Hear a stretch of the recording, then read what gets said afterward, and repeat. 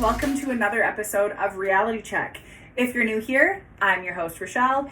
If you're not new, welcome back, my fellow freaks. So last time, we're just going to jump right into it. Last time we were talking about how life did not shape out the way that I had planned it when I was 16. But that's okay, because I was 16 when I planned it, and of course nothing was going to happen the way I wanted it to. Of course I couldn't have planned for losing my job and being forced to kind of take a summer break. I need to be very clear here that I did not necessarily decide on my own. I didn't leave my job. I didn't decide I was going to have summer break. The universe punched me and was like, ha ha, you're unemployed. You're going to have to take summer break. And maybe there was a reason for it. And of course, I took some notes in my handy dandy notebook. So let's talk about it. So losing my job really forced me to think about some things. Like, is taking a break the same as giving up? And I'm going to paint you a little picture here. Here I am, laying in my pool, living my best Beverly Hills housewife summer because the universe kind of forced me to take a break and take the summer off. And while I'm relaxing there, because I have decided that that is what I'm going to do, I haven't done that in years. I've been working with no summer break since basically graduation.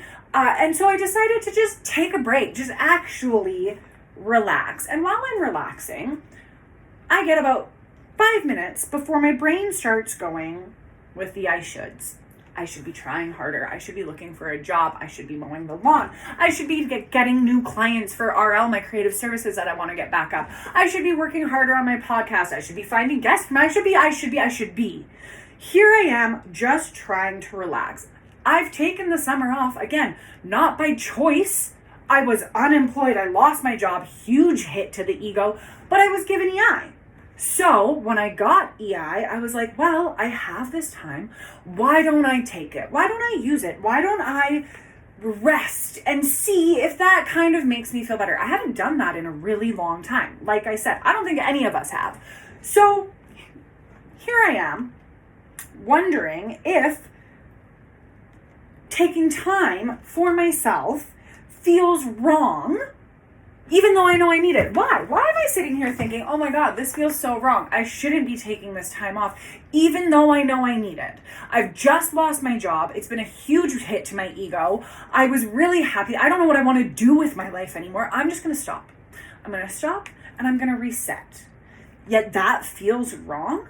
It feels like I'm not allowed to do that. Literally laying in my pool, my brain is going, you're not doing enough. What the hell? Why does slowing down? Because that's what I'm doing. I'm slowing down. I'm not giving up. Taking a break, you guys, is not the same as giving up. And what I was doing was taking a break. I was slowing down. But somehow, slowing down felt like I was falling behind. Behind what? Behind who? Where does this, again, with this invisible person or thing or timeline, what am I falling behind? Who am I falling behind? And who decided that that line was something to achieve? Me. And why am I falling behind something I have given myself? And here's some of the rabbit holes that I went down while I was thinking about all of this. So we're going to go down these rabbit holes together because crazily enough, I don't think I'm the only person who feels like slowing down, feels like failing, and doesn't fucking understand where that comes from. Because when we were 5 to 18, we all got summer vacation, didn't we? We went to fucking school. And then in the summer, unless we had a summer job, but still, that wasn't until we were like 16, we got summers off. The society literally said to you, 8 months, you're going to go, you're going to work hard for 8 months, and then you're going to get a few of them off. And at no time in that time off, no time during June, July, August, did anyone look at us and go, why are you fucking around? Why are you sleeping in? Why are you bullshitting your time away? Is riding your bike helping your 5-year goal? Is playing in the sand, is going to the beach something you can put on your resume? No. No one ever said that to us. Adults don't get summer. Maybe we get 2 weeks paid time off if we're lucky. Maybe if you're in a really good fucking job and you've been there for a while, maybe you get 8 weeks paid time off and you're like, whew. But that, my dear friends, is unheard of. Adults generally don't get summer. 2 weeks paid time off. The rest of it, we're working Monday to Friday, 9 to 5, hoping and having to learn how to use our weekends as free time. But they don't become free time, do they? Because you have chores, you have errands, you have shit you have to do. There's laundry that never fucking ends, even if you try and do it halfway through the week.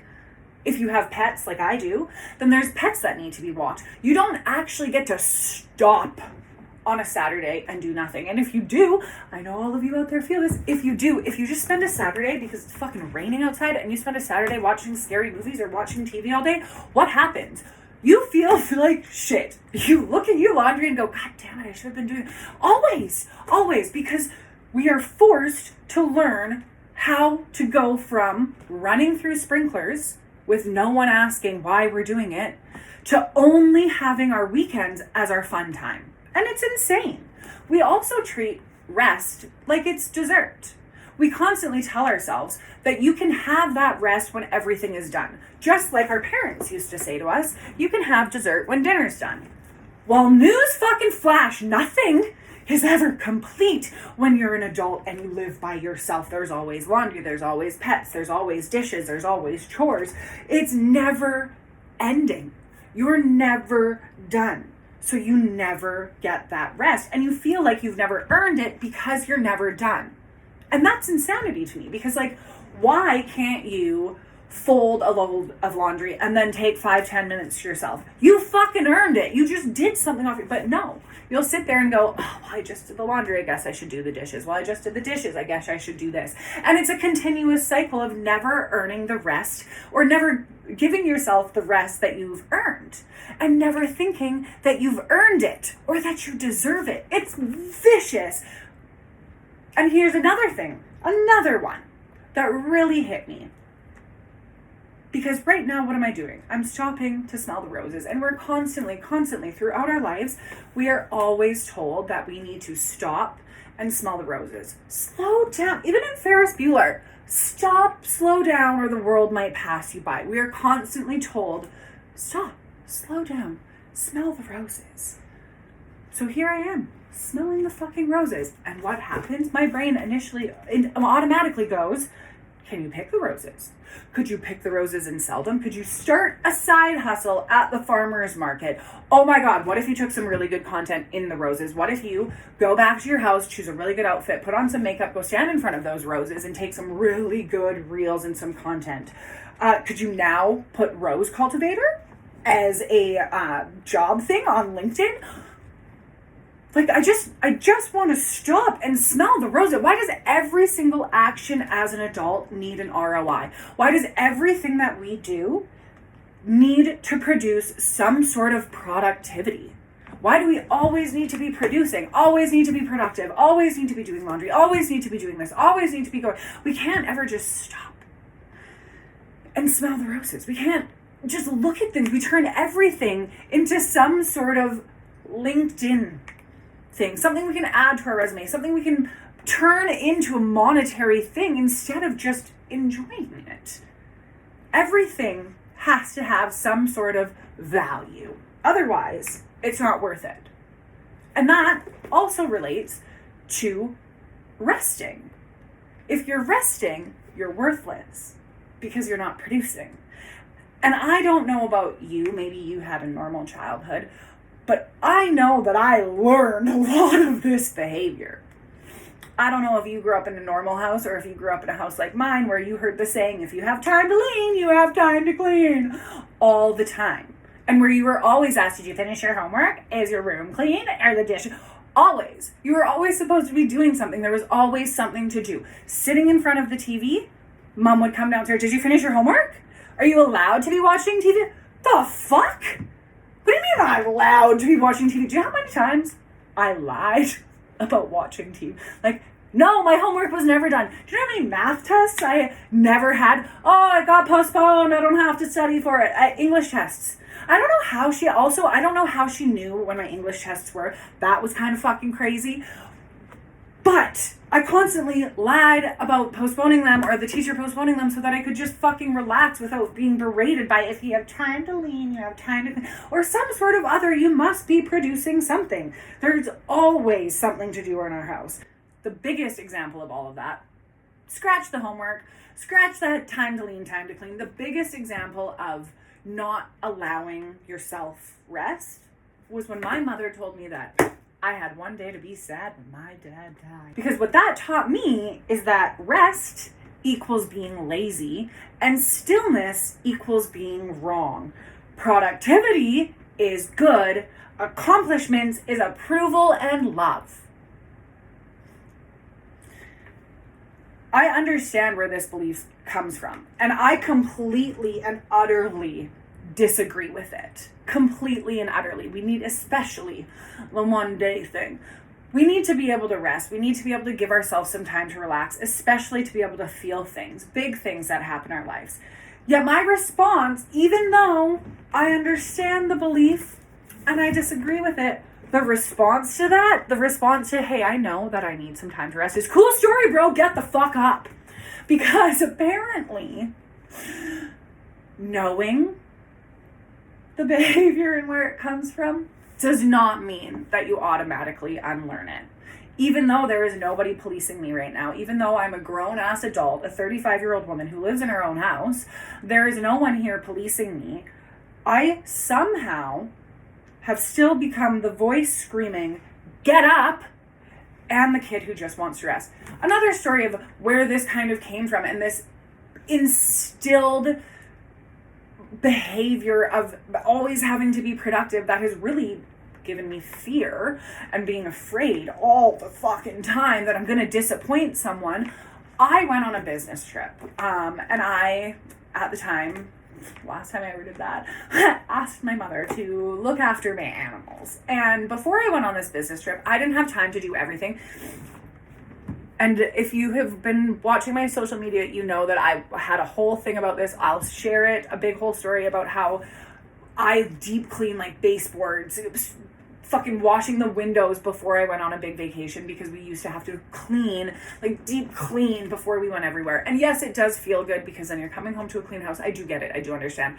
But it really did instill in me, even as an adult living on my own, in my own house where I could do whatever I want because there was no rules that I had to follow other than my own because I was paying for this apartment. Anyways, I still clean before I went on every trip, especially if I knew that my mother was looking after my animals because I didn't want her to come in and think that I was messy. Anyway, so this one time I didn't have a chance to do everything. And when I say everything, I don't mean like there was weeks of laundry or days of dishes. I mean, I maybe didn't like wipe the bathroom counter and I maybe had 3 dishes in the sink.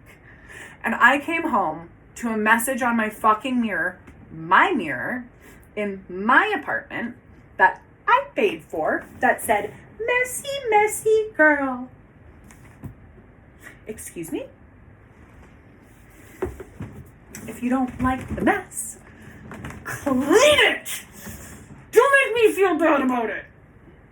So, as you can see, there's that instilled behavior of like, what the fuck? Like, I tried really, and then I felt bad for not being clean in my own house. So somehow I have become, not somehow, it's very clear and apparent now as an adult, somehow I've become both the adult screaming at me to get up and get shit done and that child who's afraid of disappointing that person and just wants to always be doing something to prove that they are good, to prove that they are worthy. They're not lazy. They're not worthless. They're accomplishing something. They should get love. They should get your approval. It's insane to me that intellectually I know how wrong this is. Intellectually, I know that I don't have to do this. But emotionally, I still live by these insane rules. And it's crazy that I'm sure there's a lot of other people out there who lived in a household similar to mine who feel this as well, who have done these things that they're like, whoa, like this is instilled in me. I know this, but how do I undo this? How did that fear become a motivation? You don't want to let anyone down. You don't want to disappoint anyone. You don't want anyone to call you a messy, messy girl. So you have to motivate yourself. You have to do it. You have to get it done. I did some accidental field research with this whole theme here, and I got genuinely sick, like very sick for a few days, and my motivation was gone. I felt like I was paint drying. Like I didn't know how to describe it. I didn't want to scroll. I didn't even want to watch TV. Like I didn't want to do anything. I just wanted to sit there and stare into the nothingness. I was literally, my body was shutting down. My body was saying, girl, we don't want to do anything. We want you to fucking stop. And I still felt fucking guilty. There was still that little voice inside of me saying, you need to be doing something. You need to get up. You need to clean. You need to do something. You need to propel your life forward. You need to be applying for jobs. You need to be looking on Indeed. You need to be contacting people. You need to be looking for clients. You should be doing more. That little job still lived in me, but I couldn't fucking do anything. Somehow, I even managed to turn recovery into something I could fail at. My brain was literally saying, you're failing at recovering. Your body wants you to stop moving. Your body literally wants you to stop moving, and you can't even do that. You're thinking, I failed at recovery. I felt so fucking shitty, not just illness-wise, but like shitty because I now felt worthless. Then I actually rested. At this point, I was like, okay, my body is telling me that I needed to rest. I actually rested. I slept. And weirdly enough, my motivation started to return. I woke up the next morning. I didn't bully myself into productivity. I didn't make myself feel bad. I didn't tell myself that I should do more. I literally stopped and went, girl, just don't do anything. Fucking sleep the day away if you have to. And the next morning I woke up and I wanted to do stuff. I wanted all of these things. I remembered, oh yeah, I want to start my podcast. I want to do more about it. I want to look for clients. I want to get pre-loved back up. I want. My motivation had returned. And it made me think, maybe rest doesn't destroy your motivation. Maybe it restores it. Maybe we have been taught for so long that resting is going to make you behind, when really resting is that thing that you need to propel you forward, to give you that spring back into your step. Maybe we don't need fear to motivate us. And again, a little bit of accidental field research here. I still wasn't feeling great, so I called my safe person. I called T, and I told them that I was feeling a little bit shitty. I was feeling worthless. I didn't feel like I had much to add to things right now. Like I was looking for, I wasn't propelling my side of the future forward. And instead of him looking at me and going, well, how many jobs did you apply for today? Okay, well, have you thought about this? Did you look for clients? Did you pull out your sewing stuff? Did you go through any of the clothes? Instead of shaming me or making me feel pressure to do anything more or questioning anything that I had done, he just said, that's okay. You'll get there, babe. And it made me want to fight for my motivation back because I felt safe. I felt like I was okay. I wasn't scared of disappointing him. I wasn't afraid of being ashamed. And none of that had happened. The pressure was literally off of me. And I wanted to fight to do things again. I wanted to record my podcast. I wanted to take notes. I wanted to figure out the next 6 months of episodes. And I realized that fear does not work as an engine. Yes, it works. Sure. Sorry. Fear does work. It works. The fear of disappointment, the fear of punishment, the fear of being lazy. Yes, that does work. But can I motivate myself without being mean? And is there a better way to motivate myself? A better engine? What if we remove the fear?